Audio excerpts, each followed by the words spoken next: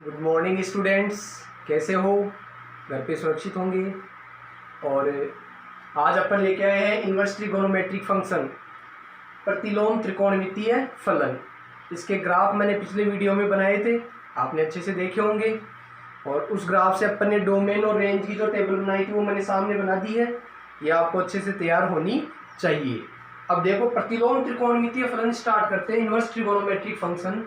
तो इसके लिए देखो, कोई भी फंक्शन है, जैसे ट्रिगोनोमेट्रिक फंक्शन है, मान लो y बराबर साइन थीटा। ट्रिगोनोमेट्रिक फंक्शन आप अच्छे से रिवाइज कर ले इसको पढ़ने से पहले।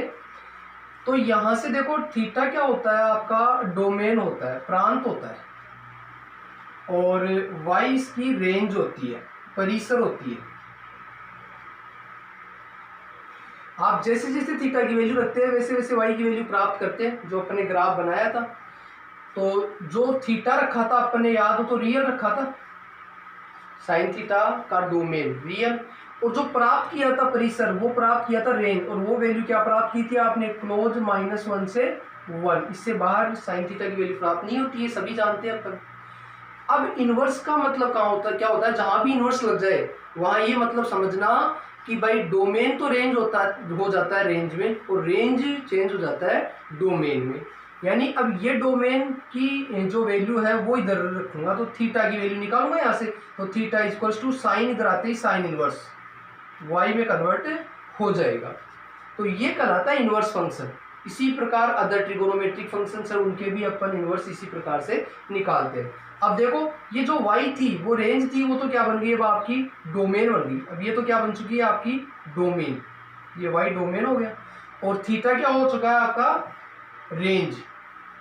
चेंज हो चुका है, जो इधर था वो इधर आ चुका है, और जो इधर था वो इधर आ चुका है। अब ये डोमेन हो गया है और ये रेंज हो गई है। एक बात दिमाग में ये रखना कि इनवर्स जहां भी लग जाए उसकी वैल्यू हमेशा एक थीटा आएगी। यानी इनवर्स के जो क्वेश्चंस पढ़ेंगे इसके अंदर, तो इनवर्स का जो आंसर आएगा वो एक थीटा प्राप्त होता है। तो इनवर्स को अपन थीटा की नजर से ही दिमाग में रखेंगे। नॉर्मली मैं ये कह दूं कि जैसे y बराबर साइन इनवर्स अक्स, तो समझ जाना कि भाई ये साइन इनवर्स अक्स की जो वैल्यू आएगी वो y है, और y एक थीटा है। और ये अक्स जो नजर आएगा वो कौन है? आप देख लो, जो y की वैल्यू है वो तो हो गई है -1 से 1, जो उधर निकाली हुई थी अपन ने साइन इनवर्स अक्स में। अक्स की वैल्यू तो आप -1 से 1 रख सकते हैं।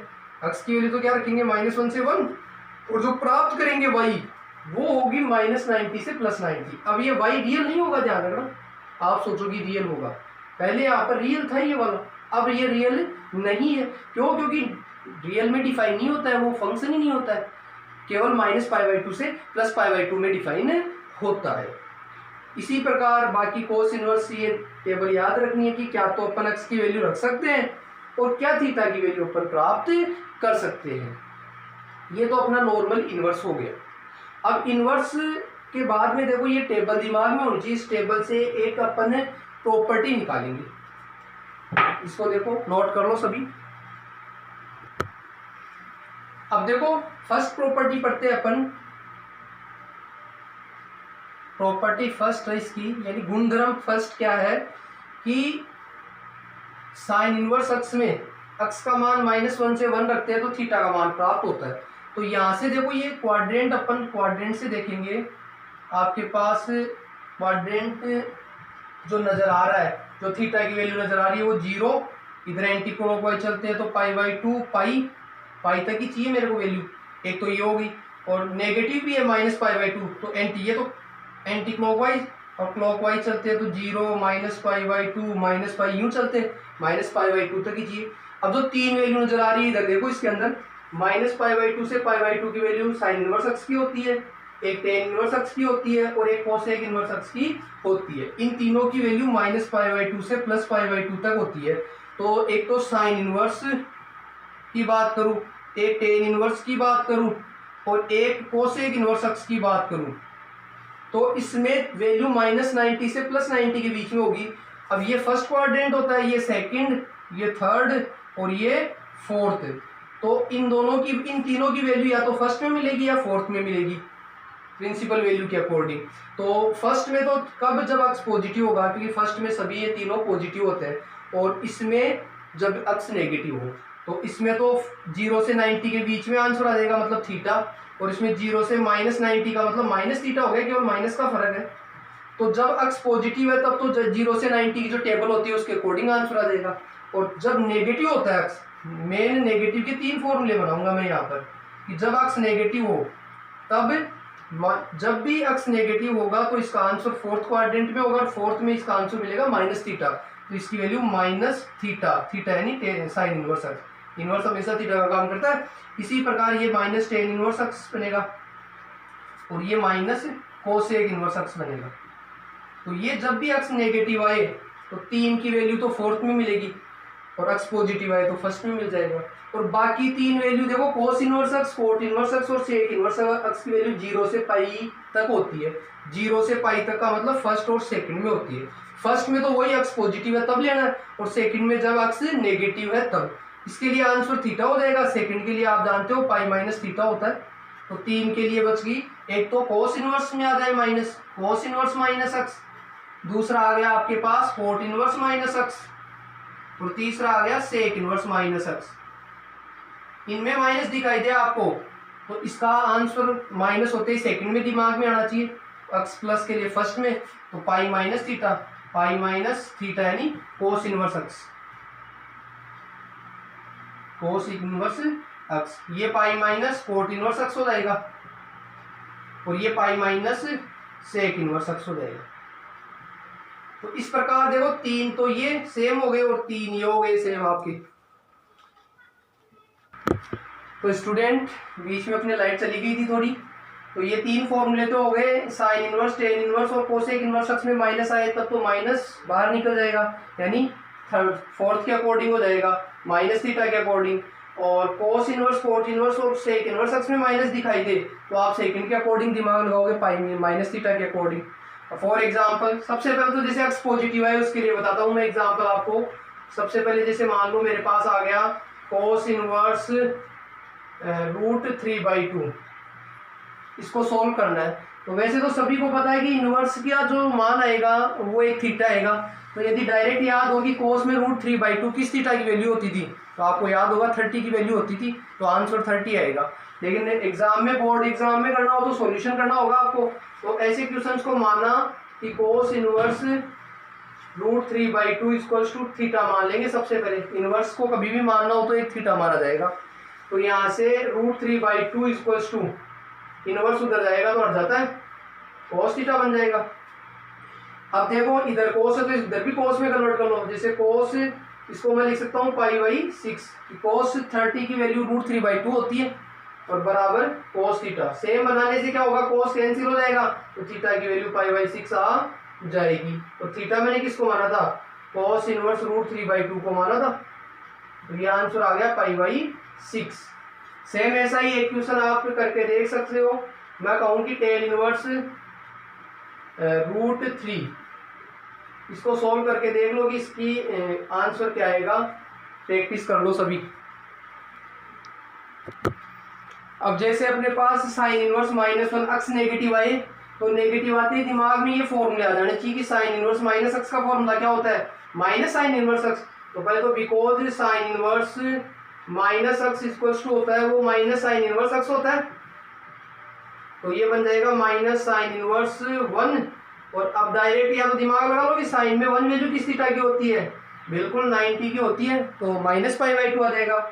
एक और एग्जांपल बताऊं मैं माइनस का, जैसे मान लो मेरे पास आ गया सेक इनवर्स -2, ये आ गया। अब इसको सोल्व करना तो पहले सेक इनवर्स माइनस अक्स की प्रॉपर्टी दिमाग में आनी चाहिए रही। सेक इनवर्स माइनस अक्स की प्रॉपर्टी क्या होती है बेटा, पाई माइनस सेक इनवर्स अक्स।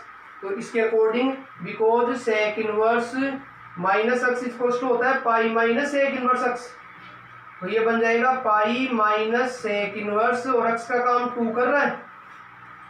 अब याद करो कि सेक में 2 वैल्यू किस थीटा की होती है, तो कोस में 1/2 पाई किसकी होती है बेटा, 3 की, 60 की वैल्यू होती है, तो ये भी 60 की होगी, तो पाई/3। आंसर क्या आ जाएगा माइनस करने पर, 2 पाई/3। इसी प्रकार एग्जांपल मैं दे रहा हूँ, देखो जैसे आपको दे दिया मैंने कोस इनवर्स -1/√2, इसको सोल्व कर लो एक, एक मैंने क्वेश्चन दे दिया, मान लो टेन इनवर्स -1, इसको सॉल्व करके प्रैक्टिस कर लो। नेक्स्ट प्रॉपर्टी देखो बेटा, सेकंड प्रॉपर्टी है sine inverse x equals to x आ जाए। तो आपको दिमाग में होना चाहिए कि भाई ये अक्स तभी आ सकता है जब इनवर्स में अक्स यानी डोमेन क्या होता था, -1 से 1 ही रख सकते हैं।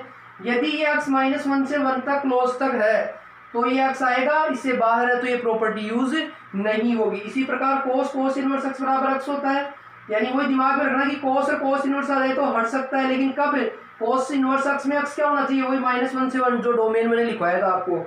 ऐसे टेन इनवर्स अक्स बराबर अक्स होता है, लेकिन टेन में अक्स क्या होता था याद है, टेन इनवर्स में रियल होता था, यानी यहाँ तो अक्स कुछ भी हो सकता है रियल। कोट इनवर्स अक्स बराबर अक्स होता है, यहाँ भी अक्स रियल होता था। साइन और कोस का डोमेन सेम होता था, टेन इनवर्स और कोट इनवर्स अक्स का रियल होता था, और सेक इनवर्स और कोसेक इनवर्स अक्स का क्या होता था, रियल में से क्या छोड़ा था, -1 से 1 के बीच की वैल्यू छोड़ दो, बाकी कुछ भी हो सकता है। यदि इस डोमेन में है तो ये कैंसिल होकर अक्स की वैल्यू आ जाएगी।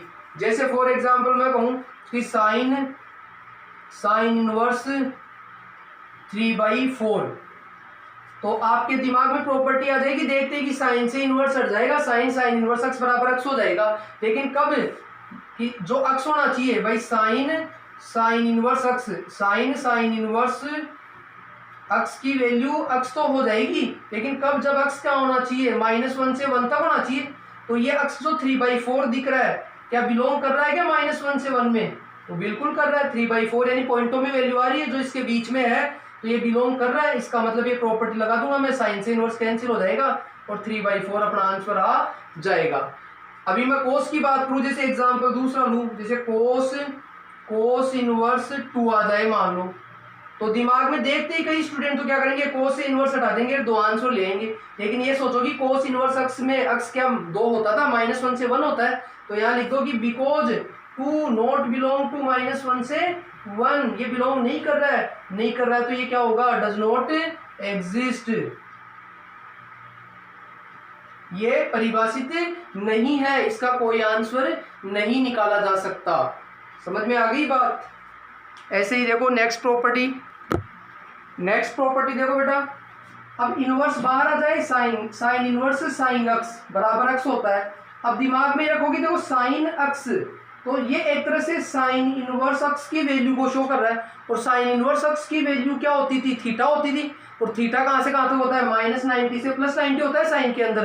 तो साइन इनवर्स साइन अक्स आ जाए तो अक्स होगी ये वैल्यू कब, जब अक्स -90 से +90 के बीच में हो। 3 तो -90 से +90 होते हैं, साइन, टेन इनवर्स और कोसेक इनवर्स। कोसेक में ध्यान रखना 0 को छोड़कर 0 पे नॉट डिफाइन होता है, और कोस इनवर्स, कोट इनवर्स और सेक में 0 से पाई हुई थी, सेक में ध्यान रखना 0 से पाई के बीच में 90 नॉट डिफाइन होता है। तो यदि इससे बिलोंग कर रहा है थीटा, तो ही इसका आंसर ये वाला थीटा आएगा, अदरवाइज नहीं आएगा। जैसे मैं कहूँ कि साइन इनवर्स साइन मान लो π/3 है, तो दिमाग में आ जाना चाहिए कि साइन इनवर्स साइन अक्स बराबर अक्स होता है। लेकिन कब होता है, इफ अक्स की वैल्यू कहाँ से कहाँ तक होनी चाहिए, तो साइन इनवर्स अक्स की वैल्यू जो प्राप्त होती है वो आपको पता है -90 से +90 के बीच में होनी चाहिए। तो है क्या इसके बीच में ये वाली वैल्यू, तो π/3 यानी π/3 बिलोंग कर रहा है क्या -90 से +90 के बीच में, बिल्कुल कर रहा है। π/3 का मतलब 60 होता है, तो ये फॉलो कर सकते हैं और ये कर सकते हैं, तो साइन से इनवर्स कैंसिल हो जाएगा और π/3 आंसर आ जाएगा। लेकिन इसी में मैं ये कह दूं कि मान लो जैसे मैंने ये कह दिया कि कोस इनवर्स कोस 4π/3, ये दूसरा एग्जांपल ले लिया मैंने। तो देखो कोस इनवर्स कोस एक्स बराबर अक्स होता है, लेकिन कब होता है, जब अक्स जो दिख रहा है यानी 4π/3 दिख रहा है वो बिलोंग कर रहा है क्या 0 से पाई के बीच में। 0 से पाई का मतलब 0 से 180, तो ये 180 तक है क्या, बिल्कुल ही नहीं है, क्योंकि π/3 का मतलब हो गया 60 और 60 × 4 240 हो गया। तो 240 क्या 0 से 180 के बीच में होता है, नहीं होता है, तो ये बिलोंग नहीं कर रहा तो ये प्रॉपर्टी नहीं लगेगी। लेकिन थीटा को अपन इसके अंदर बिलोंग करवा सकते हैं, उस पीछे वाली प्रॉपर्टी में तो वैल्यू को नहीं करवा सकते थे, इसको करवा सकते हैं। कैसे, क्योंकि आपने 11th में ऐसे क्वेश्चंस को सॉल्व किया था, जैसे cos, इसको सॉल्व करके आपने किया था कि पाई + π/3 लिख सकता हूं मैं 4π/3 को, और ये एक आइडेंटिटी होती थी कोस पाई प्लस थीटा, याद होगा सभी को, कोस पाई प्लस थीटा क्या होता था, ये थर्ड क्वाड्रेंट में कोस नेगेटिव होता था और कोस पाई प्लस थीटा, पाई में नो चेंज यानी माइनस कोस थीटा होता है इसका फॉर्मूला। तो ये एक आइडेंटिटी बन गई आपकी क्या, माइनस कोस और थीटा का काम ये करेगा पाई बाई 3, ये बन गया ये वाली आइडेंटिटी। अब देखो ये माइनस आ गया, माइनस नहीं होता तो कोस इनवर्स कोस एक्स वाली आइडेंटिटी लगा देता, तो माइनस आते ही इनवर्स के अंदर माइनस आते ही दिमाग में क्या आएगा आपके पास, एक आइडेंटिटी अभी पढ़ी थी कि कोस इनवर्स माइनस एक्स, ये एक तरह से एक्स का काम कर लेगा पूरा, तो कोस इनवर्स माइनस एक्स बराबर क्या होता था, pi minus cos inverse x होता था, प्रॉपर्टी अभी पढ़ी थी। तो ये माइनस हटाने के लिए मैं क्या करूंगा, ये वाला लग जाएगा पाई माइनस कोस इनवर्स, और एक्स का काम कौन कर रहा है, कोस पाई बाई 3 कर रहा है। समझ में आ गई बात भाई, कोस इनवर्स माइनस ये एक्स का काम कर रहा है, तो ये माइनस हट गया। और अब देखो कोस इनवर्स कोस एक्स ये वाली आइडेंटिटी बन गई है आपके पास, ये वाली कोस इनवर्स कोस एक्स, लेकिन एक्स जो बिलोंग कर रहा है वो 0 से पाई के बीच में अब कर रहा है कि नहीं कर रहा है, बिल्कुल कर रहा है कि बिकॉज पाई बाई 3 बिलोंग कर रहा है किससे, 0 से पाई के बीच में कर रहा है, तो ये प्रॉपर्टी लग जाएगी कोस इनवर्स, तो अपना आंसर आ जाएगा पाई माइनस पाई बाई 3, पाई में से पाई बाई 3 माइनस करोगे तो क्या आ गया 2 पाई बाई 3। इस प्रकार से क्वेश्चन आप, मैं इधर एग्जाम्पल क्वेश्चन दे रहा हूं दो, देखो एक तो ये करो आप sine inverse sine 4 pi by